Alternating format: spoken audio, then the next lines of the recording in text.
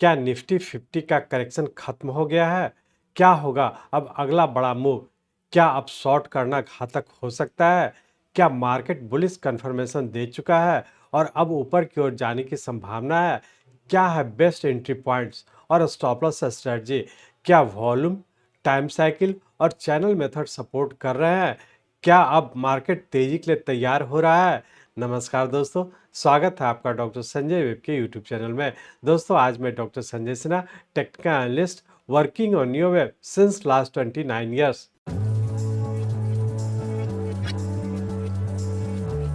Start करने से पहले मैं समझता हूं कि आप लोग निश्चित रूप से डिस्क्लेमर को अच्छे से देखकर पढ़कर समझ लिए होंगे। इस चैनल पर दिए गए सभी कंटेंट एजुकेशनल पर्पस से बनाए गए हैं और इसका उद्देश्य किसी भी प्रकार की एडवाइस या रिकमेंडेशन करना नहीं है।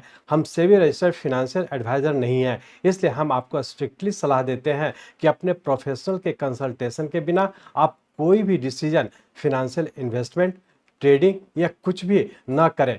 कुछ भी प्रॉफिट या लॉस होता है तो उसके लिए रिस्पॉन्सिबल आप खुद होंगे। नियो एनालिसिस के आधार पर इस वीडियो में मैं आपको दूंगा निफ्टी 50 का डिटेल्ड एनालिसिस।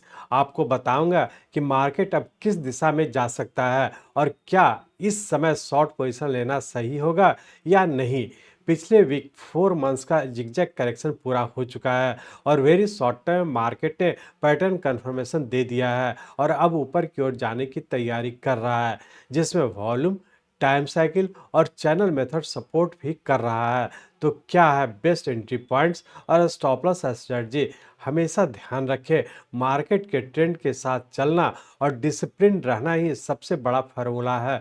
तो इन सभी चीज़ों को और न्यू एनालिसिस के डायनेमिक मूवमेंट्स को समझने के लिए चलिए हम लोग चलते हैं निफ्टी के रियल टाइम चार्ट पर। ये निफ्टी का हम लोग का डेली चार्ट है। इस डेली चार्ट में हम लोग देखे थे कि 27 सितंबर 2024 को हम लोग का एक 17th वेव एक इम्पल्स पैटर्न के कंप्लीट किया, जो कि हम लोग का 5 + 4 + 4 + 4 इक्वल टू 17th वेव, ये हम लोग का एक इम्पल्स वेव कंप्लीट करके और यहाँ पे जैसा हम लोग डिस्कस किए थे कि यहाँ पे हम लोग का फिर से नीचे का वेरी शॉर्ट टर्म के करेक्टिव फॉल में इंटर कर चुका था और यहाँ पे हम लोग देखे थे कि वेरी शॉर्ट टर्म का हम लोग का नीचे का पैटर्न कंफर्म किया था।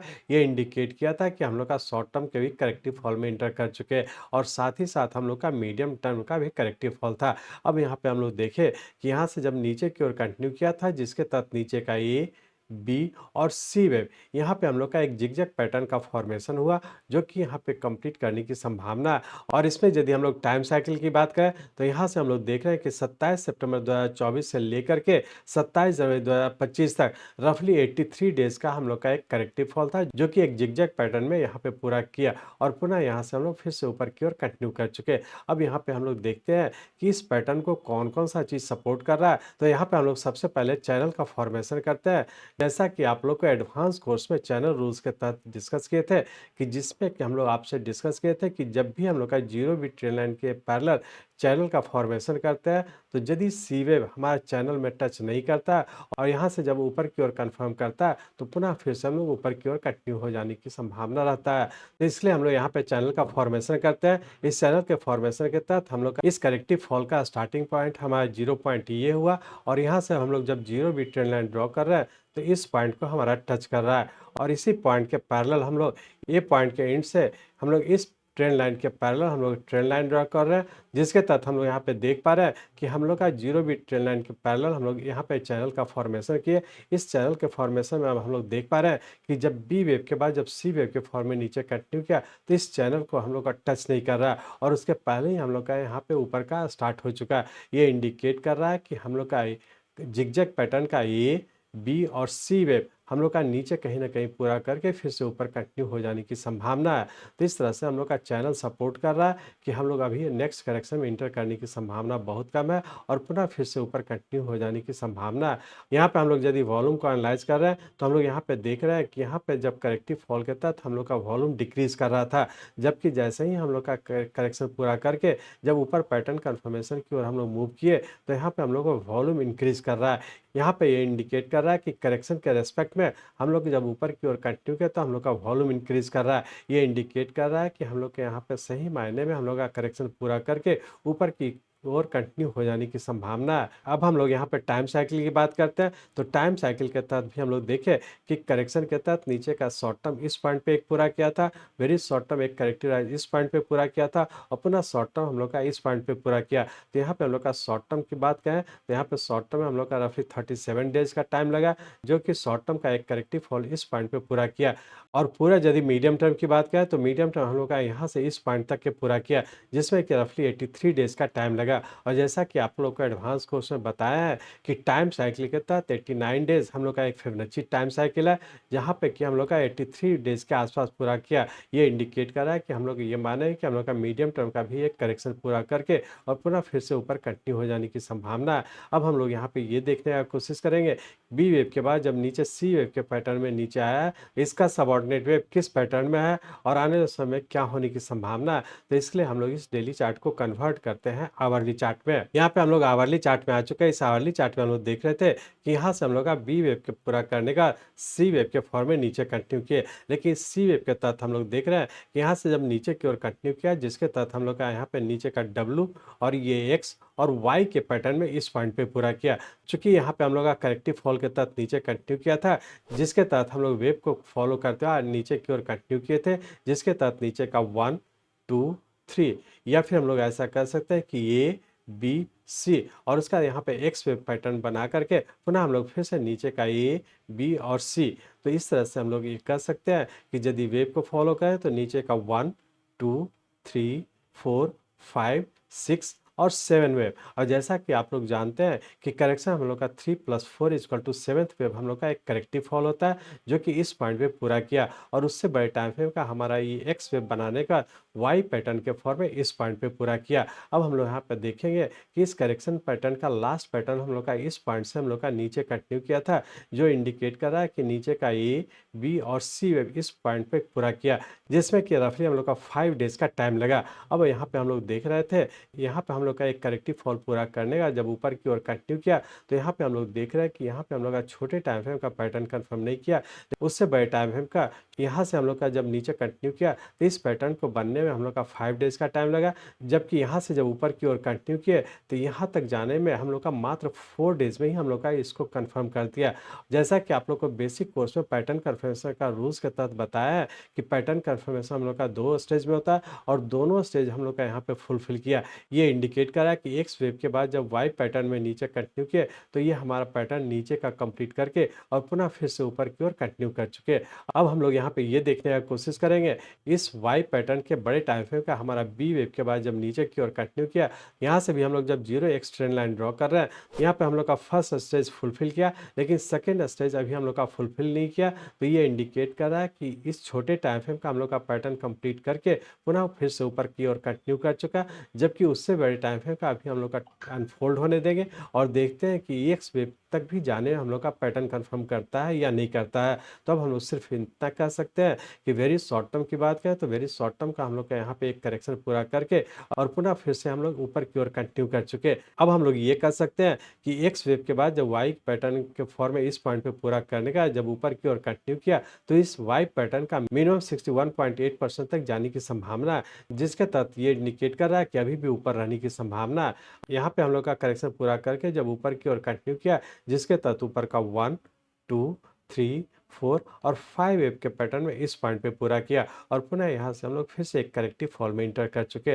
अब हम लोग ये देखते हैं कि पूरे वीक में क्या होने की संभावना है। तो जैसा कि आप लोग जानते हैं कि यहाँ पे हम लोग का जब नीचे करेक्शन पूरा करके ऊपर का पैटर्न कंफर्म किया, तो इस करेक्शन के बाद ऊपर की ओर के लिए हमारा ये एक्शन हो गया और उसका हम लोग करेक्शन में इंटर रहने की संभावना है। तो जैसा कि आप लोग को बेसिक कोर्स में बताया है कि इम्पल्स वेव का फर्स्ट रूल है हम लोग का एक्शन और रिएक्शन, और उसी रिएक्शन में हम लोग को डिक्लाइन पे बाई करके ऊपर की ओर कंटिन्यू रखना चाहिए। तो अब हम लोग ये कह सकते हैं कि यहाँ से जब ऊपर एक्शन के फॉर्म ऊपर कंटिन्यू किया तो बहुत ज़्यादा संभावना है कि अब हम लोग का करेक्शन में नीचे करेक्शन में रहने की संभावना संभावना। तो यहाँ पे हम लोग का ऊपर का जब एक्शन में ऊपर कंटिन्यू किया, जिसमें कि हम लोग का 4 डेज का टाइम लगा, तो बहुत ज़्यादा संभावना कि आने वाला 2-3 दिन अभी करेक्शन में नीचे रहने की संभावना।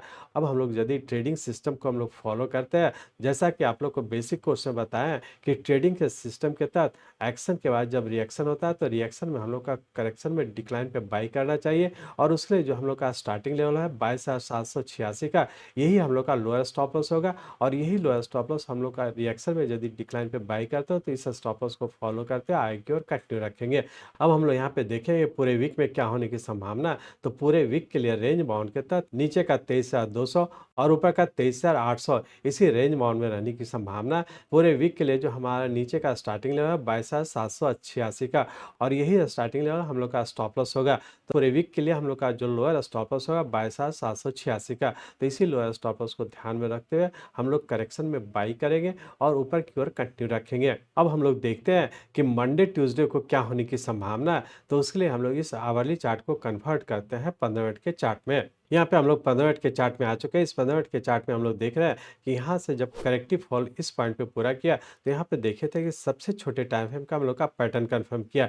ये इंडिकेट कर रहा था कि यहाँ से जो फॉल हुआ ये हम लोग का पूरा हो चुका और फिर से ऊपर कंटिन्यू कर चुका। अब हम लोग यहाँ पे देखे कि उससे बड़े टाइम फ्रेम का हम लोग का इसका भी पैटर्न कन्फर्म कर चुका। ये इंडिकेट कर रहा है कि अभी भी ऊपर रहने की संभावना है। अब हम लोग यहाँ पे देख रहे हैं कि जब यहाँ से जब ऊपर की ओर कंटिन्यू कर रहा है, जिसके तहत ऊपर का 1, 2, 3, 4 और 5 इस पॉइंट पे पूरा करके और यहाँ छोटे टाइम फ्रेम का नीचे करेक्शन में इंटर कर चुका। तो बहुत ज़्यादा संभावना है कि अभी आने वाले समय नीचे रहने की संभावना है, लेकिन हर डिक्लाइन पे नीचे के लेवल पर बाई करें और ऊपर की ओर कंटिन्यू रखें। यदि मंडे ट्यूसडे की बात करें, तो मंडे ट्यूसडे में रेंज बाउंड के तहत नीचे का 23,200 और ऊपर का 23,700, इसी रेंज बाउंड में रहने की संभावना। मंडे ट्यूसडे के लिए लोअर स्टॉप लॉस रखेंगे 23,100 का, इसी लोअर स्टॉप लॉस को ध्यान में रखते हुए डिक्लाइन पे बाई करके ऊपर की ओर कंटिन्यू रखेंगे। इस तरह से हम लोग देखें कि यदि इंट्राडे की बात करें, तो इंट्राडे में भी करेक्टिव फॉल के तहत नीचे डिक्लाइन पे बाय करके ऊपर के लेवल पर प्रॉफिट बुक करें, या फिर होल्ड करते हैं तो इंट्राडे के लोअर स्टॉप लॉस को फॉलो करते हैं आगे की ओर कंटिन्यू रखेंगे। यदि पूरे वीक की बात करें, तो पूरे वीक में भी हम लोग का रिएक्शन में हम लोग डिक्लाइन पे बाई करेंगे और लोअर स्टॉप लॉस 22,786 को फॉलो करते हैं आगे की ओर कंटिन्यू रखेंगे। शॉर्ट टर्म की बात करें, तो शॉर्ट टर्म में हम लोग का नीचे करेक्टिव फॉल पूरा करके और पुनः शॉर्ट टर्म और शॉर्ट टर्म के करेक्टिव राइज में या फिर ऊपर की ओर कंटिन्यू हो जाने की संभावना। तो इस चीज़ को ध्यान में रखते हैं हम लोग ये कह सकते हैं कि अब हम लोग किसी भी टाइम फ्रेम का हम लोग शॉर्ट पोजीशन बनाने से बचेंगे। यदि पहले से आप लोगों का शॉर्ट किया, तो जहाँ ही मौका मिलता है नीचे के लेवल पर एग्जिट हो जाने का कोशिश करेंगे या फिर प्रॉफिट बुक करके एग्जिट हो जाने का कोशिश करेंगे, और चाहे तो डिक्लाइन पे बाई करके लोअर स्टॉप लॉस को फॉलो करते हैं आगे की ओर कंटिन्यू रखेंगे। अब फाइनली एक्शनेबल स्ट्रेटजी क्या होनी चाहिए, तो इसके लिए यहाँ एक सिंपल और इफेक्टिव स्ट्रेटजी दी जा रही है जो आप इस वीक फॉलो कर सकते हैं। फर्स्ट, अगर आपके पास अभी भी शॉर्ट पोजीशन है तो उसे कवर करना शुरू करें। सेकंड, सही लेवल पर लॉन्ग पोजीशन बनाएं। थर्ड, लेकिन सही स्टॉप लॉस का पालन करें। फोर्थ, बिना सोचे समझे ट्रेड ना करें, स्मार्ट स्ट्रेटजी अपनाएं। मार्केट के स्ट्रक्चर को समझें और अपने इमोशंस को ट्रेडिंग से दूर रखें। याद रखें, मार्केट में सफलता सिर्फ भविष्यवाणी पर नहीं बल्कि रिस्क मैनेजमेंट और डिसिप्लिन पर भी निर्भर करती है। हमेशा अपने कैपिटल का ध्यान रखें। थैंक यू दोस्तों, आपने वीडियो देखने के लिए समय निकाला। हर एक मूव पर अलर्ट रहना ट्रेडिंग का एक हिस्सा है और मेरा यही एम है कि मैं आपको हमेशा अप टू डेट और इन्फॉर्म रखूं। मिलते हैं अगले वीडियो में एक नए एनालिसिस के साथ। तब तक के ट्रेड सेफ, स्टे अलर्ट।